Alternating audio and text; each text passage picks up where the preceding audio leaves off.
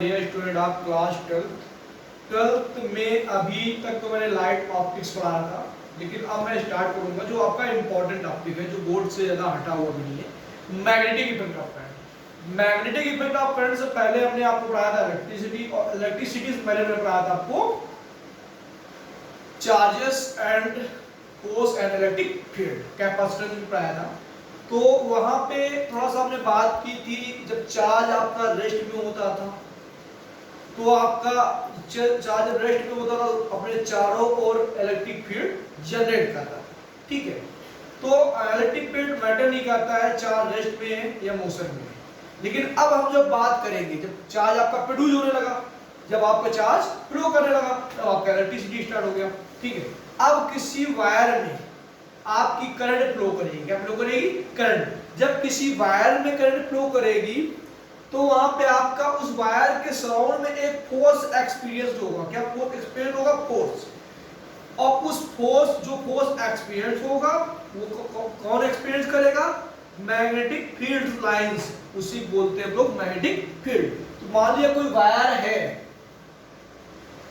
और उस वायर में अगर करंट जा रही है तो वायर चारों तरफ अपने अराउंड में एक फोर्स एक्सपीरियंस करेगा। उस फोर्स को ही हम लोग क्या बोलते हैं? Magnetic force. और वो जो एरिया होता है, जितने एरिया में वो फोर्स एक्सपीरियंस करता है, उसको बोलते हैं मैग्नेटिक फील्ड। और जो फोर्स लगता है उसको बोलते हैं मैग्नेटिक फोर्स। क्या बोलते हैं? Magnetic force. तो जब किसी वायर में आपकी करंट पास होती है, करंट जाती है, तो उस वायर के अराउंड में एक एरिया जनरेट होता है, इमेजिनरी लाइंस होती है। वो इमेजिनरी लाइंस कौन सी होती है? मैग्नेटिक फील्ड लाइंस होती है। क्या होती है बेटा? Magnetic field lines. तो वो फोर्स अप्लाई करती है, किसी भी ऑब्जेक्ट को अपनी ओर अट्रैक्ट करती है। कौन सा ऑब्जेक्ट? जैसे आयरन के पीसेस हो गए। क्या हो गए? Iron pieces. तो इस चैप्टर में हम मैग्नेटिक फील्ड और मैग्नेटिक फोर्स के बारे में पढ़ेंगे, स्टडी करेंगे। कैसे? जब किसी वायर में, किसी भी कंडक्टर में करंट आपकी फ्लो करेगी। तो इसमें ऑस्टन ने एक एक्सपेरिमेंट दिया। ऑस्टन एक साइंटिस्ट थे और एक बायोसेवर्ट थे, उन्होंने कुछ एक्सपेरिमेंट दिए। तो क्या उन्होंने बताया? ऑस्टन ने अपने एक्सपेरिमेंट बताया कि मान लिया कोई एक वायर है। क्या है अपना? वायर। अगर वायर में करंट आई फ्लो हो रही है और वायर के नीचे हमने कोई एक निडल रखी है। मान लीजिए पहले वायर था, इस वायर में करंट फ्लो नहीं हो रही थी। जब वायर में करंट फ्लो नहीं हो रही थी, इसके नीचे बिलो द वायर, वायर के बिलो हमने एक निडल रखी। क्या रखी बेटा? निडल। और निडल में आपका क्या होता है? इसके ऊपर से वायर गया हुआ है और वायर में भी करंट फ्लो नहीं कर रही थी। निडल में आपका, आपने पढ़ा होगा, एक साइड नॉर्थ पोल होता है और एक साइड होता है आपका साउथ पोल। तो जब करंट फ्लो नहीं कर रही थी तो निडल जैसे थी उसी पोजीशन में रही, जैसी पोजीशन थी उसी पोजीशन में रही। लेकिन जैसे ही निडल में, सॉरी, वायर में करंट फ्लो की, तो हमने क्या ऑब्जर्व किया? जो निडल का नॉर्थ पोल था वो इन डायरेक्शन ऑफ करंट डिफरेंट हो जाता है, यानी नॉर्थ पोल उस डायरेक्शन में हो जाता है जिस डायरेक्शन में आपकी करंट जाती है। यानी कब? जब उस निडल को बिलो द वायर रखा। कहां रखा बेटा? Below the wire. वायर नीचे था, वायर के नीचे निडल थी, और ऑस्टन ने वहां पे क्या एक्सपीरियंस किया? उन्होंने देखा कि जैसे ही उस वायर में करंट फ्लो कराई तो उसका जो नॉर्थ पोल था, निडल का नॉर्थ पोल, उस डायरेक्शन में डिफरेंट होगा जिस डायरेक्शन में करंट आपकी जा रही है। ठीक है, फिर उन्होंने किया, हो सकता है ये नीचे हो रखा है, ऊपर भी होगा। तो उन्होंने निडल को उठाया, जो आपके निडल थी उसको उठाया और उसको वायर के अबव रखा। तो अब अपोजिट हो गया, जिस डायरेक्शन में करंट जा रही थी उसके अपोजिट डायरेक्शन में निडल का नॉर्थ पोल आ गया और साउथ पोल उस डायरेक्शन में हो गया जिस डायरेक्शन में करंट जा रही। तो यानी यहां से ये क्लियर हो गया कि जब किसी वायर में करंट जाती है तो उसके चारों एक फील्ड जनरेट होता है और उस फील्ड में फोर्सेस लाइंस होती हैं जिसको मैग्नेटिक फील्ड लाइंस बोलते हैं। और वो जो एरिया, जितने एरिया में वो मैग्नेटिक फील्ड लाइंस किसी भी पार्टिकल को अपने अट्रैक्ट करते हैं उसको हम लोग बोलते हैं मैग्नेटिक फील्ड। क्या बोलते हैं? Magnetic field. ठीक बेटा, तो what is magnetic field? When a current passing through a wire, when a current passing through a wire, तो वायर अपने चारों ओर एक मैग्नेटिक फोर्स लगाता है, वो जो फोर्स लगाता है, फोर्स एक्सपीरियंस करता है, जितने एरिया में एक्सपीरियंस करता है वो आपका मैग्नेटिक फील्ड होता है। या फिर ये बोल सकते हो the area around the magnet, the area around the magnet where magnet attack all the iron pieces is known as magnetic field. यानी मैग्नेट के चारों ओर का वो एरिया जहां मैग्नेट सभी आयरन के पीसेस को अपनी ओर अट्रैक्ट कर लेता है वो आपका क्या होता है, मैग्नेटिक फील्ड। क्या होता है, मैग्नेटिक। या किसी करंट कैरिंग कंडक्टर, कोई करंट कैरिंग कंडक्टर के चारों तरफ का वो area, the area around the current carrying wire where magnetic field lines of force be experienced, magnetic field lines of force experience होती है उसको बोलते हैं हम लोग मैग्नेटिक फील्ड। क्या होते हैं, मैग्नेटिक फील्ड। ठीक बेटा, चलिए आगे बात करते हैं। मैग्नेटिक फील्ड जो होता है आपका फील्ड, इसकी यूनिट आपकी क्या होती है, इसकी भी बेटा टेस्ला भी होती है। क्या होती है, टेस्ला और वेबर पर मीटर स्क्वायर होती है और newton per ampere metre, newton per ampere metre. कैसे निकालते हैं, आपने क्वेश्चन आपने पढ़ा होगा F equal to I B L, तो B इक्वल टू क्या आएगा F upon I L, F force की न्यूटन एम्पियर मीटर। चलिए तो हमने मैग्नेटिक फील्ड की बात कर ली कि कोई भी अगर करंट कैरिंग कंडक्टर है उसके चारों तरफ का वो एरिया जहां magnetic magnetic field lines of force experience होती है वो आपका क्या होता है, मैग्नेटिक फील्ड होता है। मैग्नेटिक फील्ड की यूनिट टेस्ला होती है, वेबर पर मीटर स्क्वायर भी होती है और आपको होती है न्यूटन पर एम्पियर मीटर। अब हम बात करेंगे बायो-सेवर्ट लॉ की। किसकी बात करेंगे बेटा, बायो-सेवर्ट लॉ।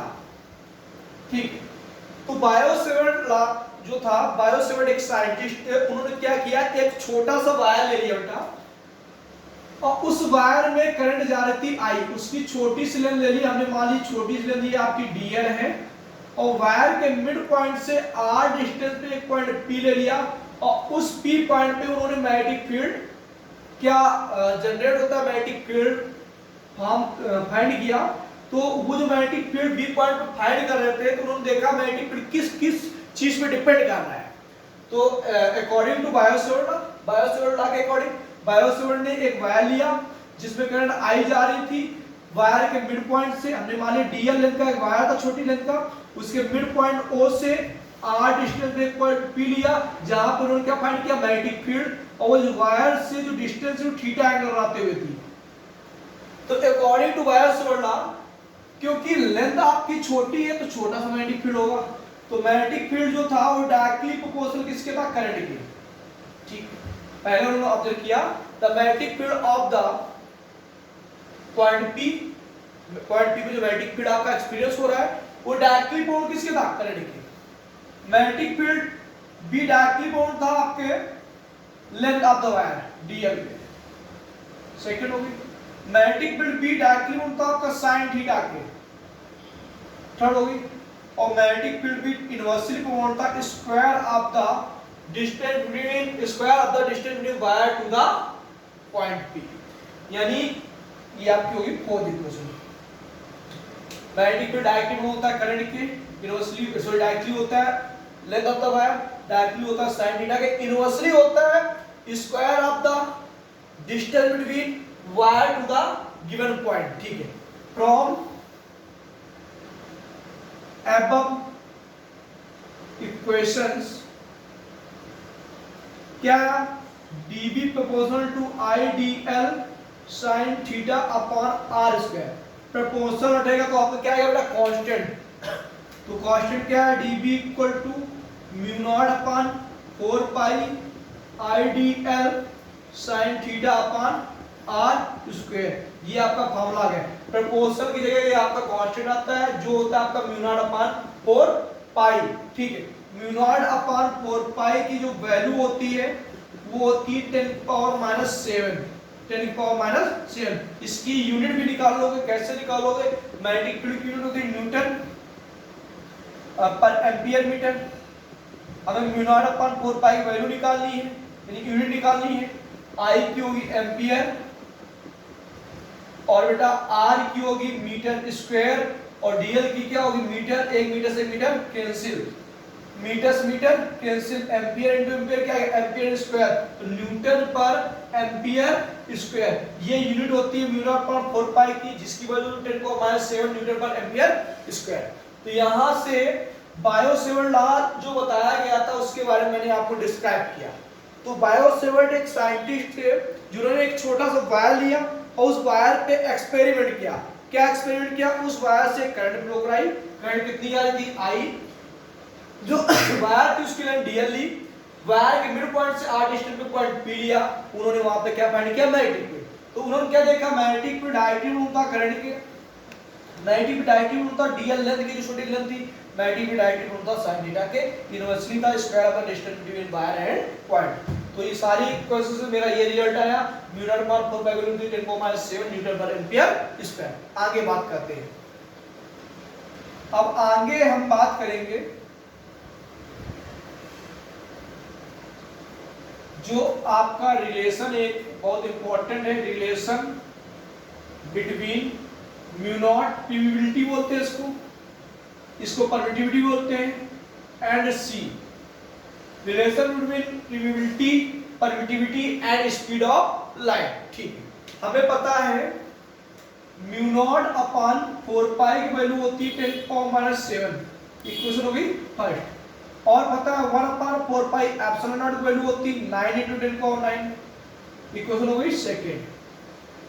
तो अब क्या करेंगे, equation first divided by second, divide करते हैं mu naught upon 4 pi upon 1/4 pi epsilon naught equal to 10⁻⁷ upon 9 × 10⁹, 4 pi से 4 पाई कैंसिल, ये एप्सिलॉन नॉट ऊपर जाएगा तो बचेगा mu naught into epsilon naught, नीचे लेके आएंगे तो 1/9 × 10⁹ और 7 हो जाएगा 16।